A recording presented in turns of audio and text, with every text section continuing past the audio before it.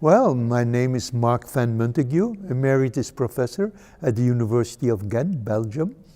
What is good that the people do an effort to express what they feel about GMOs and take a bit of rationality, as much as possible of rationality for some people, and others really stick to their feelings that they had by being exposed to all what we all in society are exposed to. You always see movement, but it's not enough. Much more should be done. But that's in general, as long as people debate, there is hope. And it's only when people completely stick to an ideology that it becomes dangerous. And sometimes we are frightened that by just being against GMOs, because that's easy, you can measure it, is there a GMO or not? Then people start to have emotional feelings about nature and make all kind of other attachments to the debate of GMO, and then it becomes very, very complicated. And so it is scientists who learn what is society. And actually that has been all over in the last 100 years. Each time when we have a little bit more knowledge, we have to integrate it in a world vision that we had without this knowledge.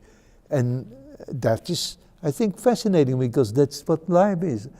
Otherwise we would discuss just about incidental facts. It's something very, very much more profound.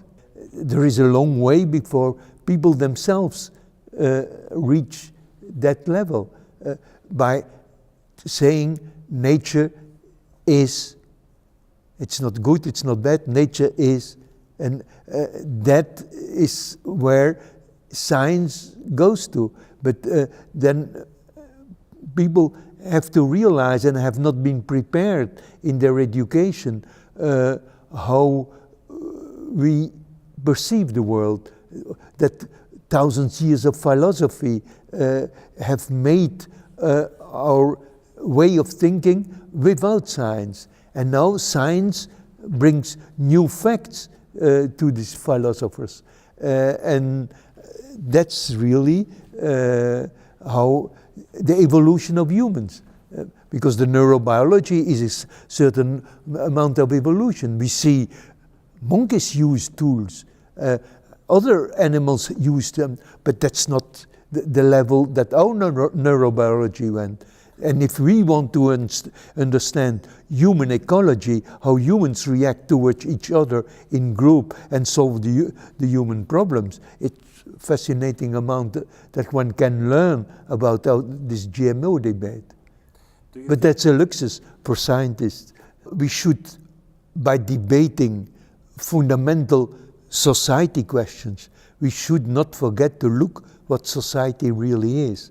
And that's why I made this comment on the stunted children, on the real developmental problems, not only the surviving problems, but if you survive, the lesions one has by having been weeks without hunger, that we have by having been months with shortage of zinc and shortage of, and that are the facts.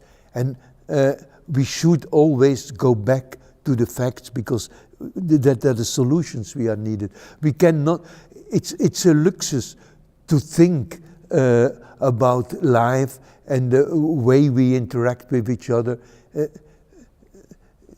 I don't want to make go back to Bertolt Brecht. Eerst komt das Fressen, and then komt the philosophy. And that we cannot forget. That's a reality.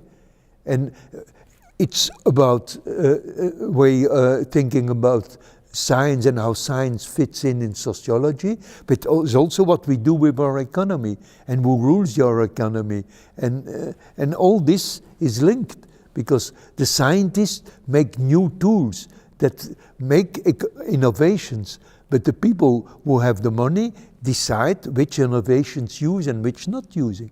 And so we don't have to discuss with society, well, my beliefs are that it is good or bad, and my beliefs is that it is offending to God or it's not offending to God. It's very important to have this discussion. But also the reality discussions is there is a production power that makes that the compounds that can make solutions are used or not used, and are they well used. And that if you do plant engineering, you also see. And all this didn't come up, but you could think at the university it could have. I'm sure in a university in France maybe it would come up, because people are prepared, they have better high school education than they have here. But that's another story. If you think that you can do it, it's worthwhile to try to really go in action and do it. And that is very important for the science. Society will tell you if they allow it to do it or not, but if you feel it's important, try to do it. But listen why people are against it. And if it makes sense what the people say, and if you think you're still right, learn to explain what is right. And don't start smashing up the others because you think you have to do it.